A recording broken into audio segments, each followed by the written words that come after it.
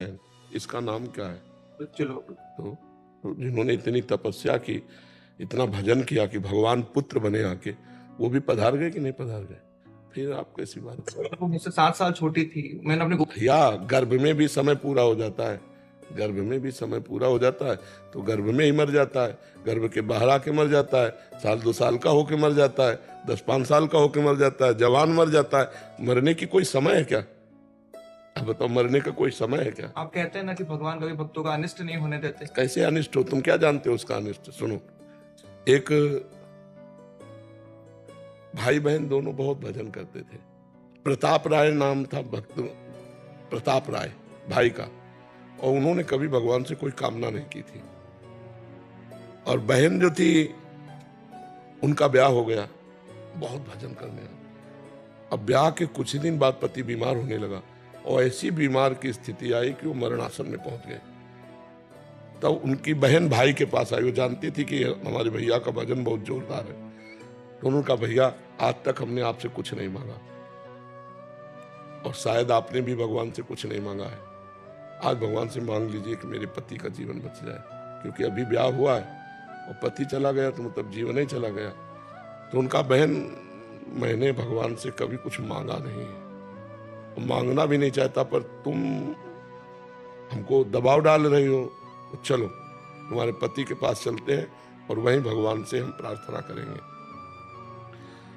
गए तो मरणासन स्थिति में पड़े। बड़े ध्यान से सुनो ना, वो गए और अपने बहनोई का सर गोद में रखा, और ऐसे ऐसे भगवान से एकाग्र हुए कि हे भगवान, मेरी बहन का सुहाग सुरक्षित कर दो। और बहन चरणों के पास बैठी अपने पति के, और वो अपने जीजा का गोद लेकर, गोद में ऐसे सर लेकर, इतने में दोनों को तंद्रा आ गई।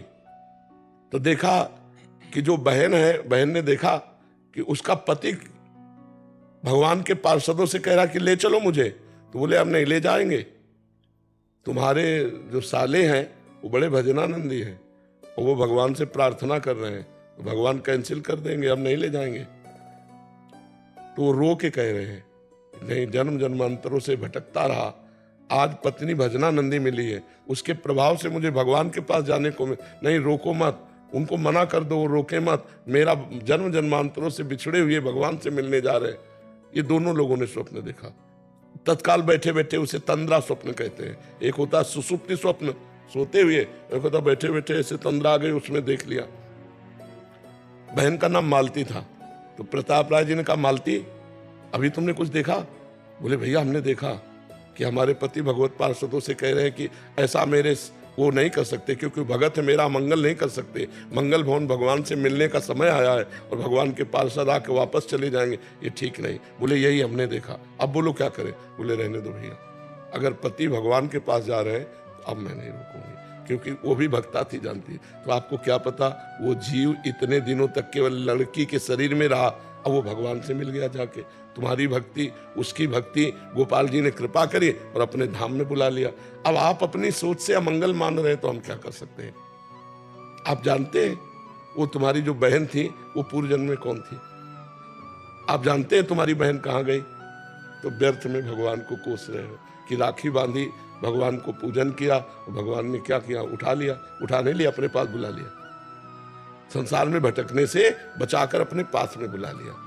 तो ऐसे निगेटिव क्यों सोचो आप? मैंने अपनी बहन के जो आखिरी क्रियम थे वो सारे मैंने अपने हाथों से किए। उस समय मैंने ये चीज समझ गया कि ये जो शरीर है ये मेरा असली स्वरूप नहीं है। बिल्कुल बिल्कुल। और डर इसलिए लगता है क्योंकि मैं ऐसा अपना स्वरूप समझे बैठा हूँ, अपने स्वरूप में स्थित होना चाहता हूँ, ताकि जब इसको छोड़ूं तो डरू नहीं। हाँ बिल्कुल, पता रहे हाँ जिस बिल्कुल। घर में जाना है पता रहे हाँ, बहुत उत्तम विचार है। नाम जप करो ना, करता हूँ। निरंतर। निरंतर नहीं कर पा रहा, कोशिश कर। पर निरंतर पहले करो, इसी नाम जप से शुद्ध ज्ञान प्रकट होगा, और शुद्ध ज्ञान में आप अपने स्वरूप का बोध प्राप्त कर लेंगे। जब तक बुद्धि हमारी अशुद्ध, तब तक ब्रह्म बोध नहीं होता, स्वरूप बोध नहीं होता। इसलिए नाम जप करो, शास्त्रों का स्वाध्याय करो। जैसे गीता जी है ना, तो स्वामी राम सुखदास जी ने बहुत सुंदर टीका की है, साधक संजीवनी नाम है, खरीद लो, एक गीता प्रेस से मिलती है, और उसका स्वाध्याय करो। साधक संजीवनी, बहुत सुंदर चीज मिलेगी तुम्हें, बहुत अच्छी सामग्री मिलेगी परमार्थ के लिए। और नाम जप करते रहो बस, और भगवान जो करते हैं उसमें मंगल विधान करते हैं, पक्का विचार करो। मीनाक्षी पाठक जी, नोएडा से। श्री हरिवंश महाराज जी, आपके चरणों में कोटि कोटि प्रणाम। महाराज जी, जब जीवन में भीषण परिस्थितियां आती हैं, कष्ट आता है, तब भगवान की याद आती है और पूजा पाठ करने में मन लगता है, और जब सब ठीक होने लगता है तब भजन पूजा में अधिक मन नहीं लगता। ऐसा क्यों होता है महाराज जी? अच्छी परिस्थिति में भी मन लगे, ऐसा क्यों? क्योंकि भगवान में मन लगता ही नहीं। वो तो अनुकूलता की, प्रतिकूलता की, परिस्थितियों के अनुसार है। भगवान में कोई प्रेम थोड़ी हो गया है, भगवान से कोई अपनापन थोड़ी हो गया है। वहाँ मानो अनुकूलता का भोग होता है, इसलिए भगवान का चिंतन नहीं होता, और प्रतिकूलता का भोग होता नहीं है, क्योंकि दुख कौन भोगना चाहता है। तो भगवान का भी चिंतन होता है पूजा पाठ में कि प्रभु हमारे दुख को निवारण कर दो। वो प्रभु से थोड़ी कोई मतलब है, वो दुख निवृत्ति के लिए है। भजन तो तब माना जाए जब भगवान से अपनापन हो, चाहे दुख हो तो भगवान, सुख हो तो भगवान, मान है तो भगवान, अपमान है तो भगवान। इन परिस्थितियों में हम भगवान का विस्मरण ना करें तब तो माना जाए कि भजन है। इसे कोई भजन थोड़ी कहते हैं, वो तो प्रतिकूलता की निवृत्ति के लिए भगवान से पुकार हो रही है। अनुकूलता आया तो उसका भोग हो रहा है, प्रतिकूलता तो भोग से बचना है, इसलिए भगवान से प्रार्थना करते हैं, इसलिए भगवान का सुमिरन करते हैं कि प्रतिकूलता हट जाए। उसे भजन थोड़ी कहते हैं। भजन का मतलब है तदर्पिता अखिलाचारिता तद विस्मरणेन परम व्याकुलते, देवर्षि नारद जी कहते हैं। समस्त आचरण भगवान को समर्पित है, जरा सा विस्मरण होने पर प्राण व्याकुल हो गए भगवान के लिए, उसे भजन कहते हैं। अव्यावृत भजनात्, अखंड भजन, तैल धारावत भजन। तो हमें लगता है कि थोड़ा सुधार किया जाए अपने जीवन में। भगवान जब अनुकूलता दें तो उनका दुलार देखो, और जब प्रतिकूलता दें तो उनकी कृपा देखो, और खूब नाम जप करो। अगर अनुकूलता का भोग करोगे, प्रतिकूलता में भगवान का स्मरण करोगे, तो रंग नहीं आएगा, हृदय में प्रेम नहीं आएगा, और प्रेम बिना मनुष्य जीवन का कोई सार नहीं है। सो सब धर्म कर्म जरि जाऊ, जहाँ न राम पद पंकज भाऊ, जोग कुजोग ज्ञान अज्ञानू, जहाँ नहीं राम प्रेम परधानु। प्रेम ही जीवन का सार है। जान ले सो जानन हारा, अगर प्रेम नहीं है तो फिर कुछ नहीं है। प्रेम सर्वोपरि वस्तु है। मिले न रघुपति बिन अनुरागा, किए कोटि जप जोग विरागा। भगवान अनुराग प्रेम, प्रेम ते प्रगट होए मैं जाना। हरि व्यापक सर्वत्र समाना, पर प्रेम ते प्रगट होए मैं जाना।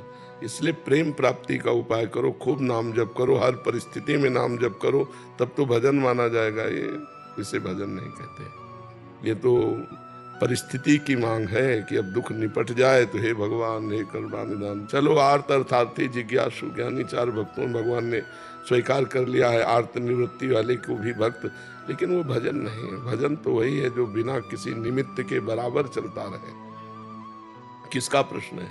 हाँ, तो भजन का अभ्यास करो, सुख में भी अभ्यास करो, दुख में भी अभ्यास करो, खा पी के भी भजन का अभ्यास करो, भूखे रहकर भी अभ्यास करो। सर्दी गर्मी अनुकूलता प्रतिकूलता, इनमें मात्रा स्पर्शास्तु कौन्ते, शीतोष्ण सुख दुखदा, आगमा पाइनो अनित्यास्तास्ति तिक्षस्व भारत। ये आने जाने वाले सुख दुख के प्रति हम भगवान से नहीं, हम सुख में भी भगवान का सुमिरन करें, दुख में भी भगवान का सुमिरन करें, मान में भी भगवान को कृपा देखें, अपमान में भी भगवान की कृपा देखें, तब तो भजन ठीक माना जाएगा।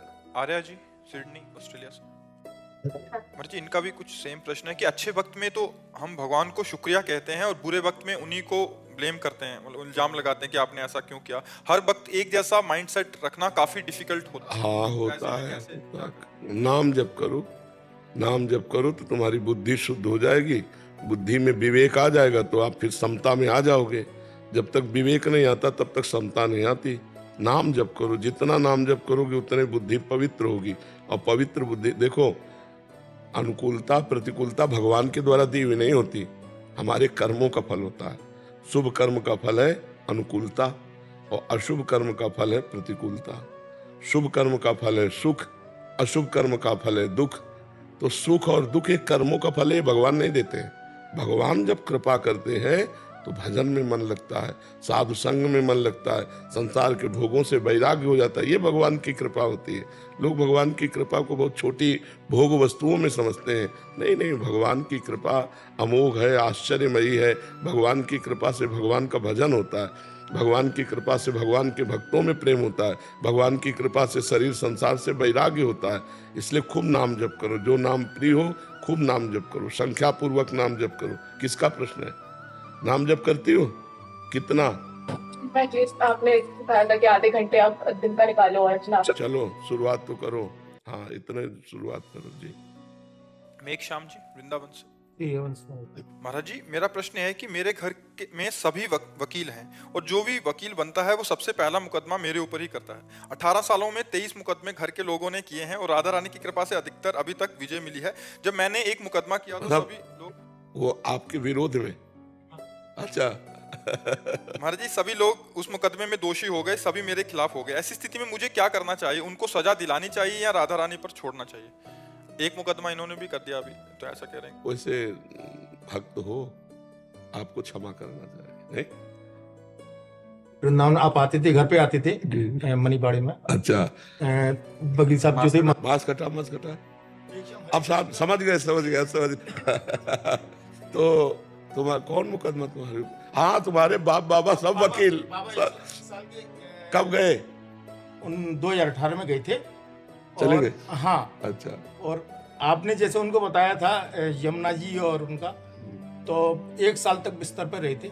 सारी व्यवस्थाएं बिस्तर पर हुई उनकी, पर परिवार के अन्य लोगों को उन्होंने त्याग दिया। आपको भी जानकारी है इस बात की। हाँ, तो रहे थे तो सेवा करते रहे। तो लोगों परिवार के लोग जब 103 साल के वो गोलोक गए तो वो कहने लगे इन्होंने मार दिया। आप लोगों ने? नहीं नहीं, वो तो ऐसे मुकदमे होते रहे। चलो, ठाकुर जी ने, राधा रानी ने बड़ी अच्छी कृपा की। बाबा का बहुत बड़ा आशीर्वाद रहा था उस समय। वो बड़े भजनानंदी थे हर समय, और उन्हीं के लिए हम जाते थे रोटी मांगने कि 2 मिनट उनसे वार्ता हो जाएगी और बैठाल बहुत करके। आनंद आपके सत्संग। आपने तो देखा होगा, आपके घर रोटी मांगने गए, आपने दिया है, आपने दिया है। हाँ। तो फिर मैं ये चाह रहा था कि कोई अपराध ना लगे। जी, पर हमें लगता है कि यार अपने घर वालों को क्यों उमा क्षमा साहब। इसीलिए मैं कह रहा था, मैंने राधा रानी पे छोड़ा जाए या राधा रानी पे छोड़ दो, तुम मत करो। वो लोग गलती कर रहे हैं तो कर रहे हैं, लेकिन तुम उनको क्यों फंसाओगे? नहीं नहीं, तुम क्षमा करो तो तुम्हारी उन्नति होगी। नहीं, हाँ, क्षमा करो, तुम क्षमा। भगवत पार्षद हो और इतने बड़े भजनानंदी तुम्हारे बाबा थे, बहुत संत थे, गृहस्थ में रहते हुए संत थे और बड़े पवित्र विचार वाले थे। हाँ। रितेश कुमार जी, जी। महाराज जी, आपके चरणों में कोटि कोटि नमन। महाराज जी, एक उपासक को कौन से कार्य करने चाहिए कि बाद में महाराज का चिंतन, उनके उपासक को गुरु की कृपा प्राप्त हो?